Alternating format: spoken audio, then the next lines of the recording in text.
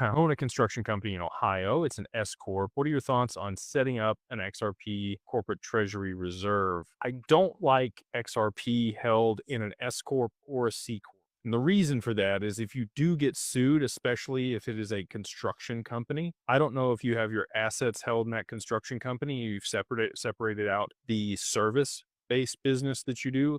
If you haven't done that, I would highly recommend that. I would have a holding company that owns the assets and a service company that leases the assets from the holding company just to separate a lot of that liability. I don't know if you're a general contractor or a sub or what you do in the construction business. So I'm just giving you some general information here. But would highly recommend you separate the assets of the corporation away from whatever service is being provided, just in case there is a lawsuit. So that if somebody does sue you and take the stock in your S Corp, they can choose to liquidate those assets after they've taken control of the company. Not fun.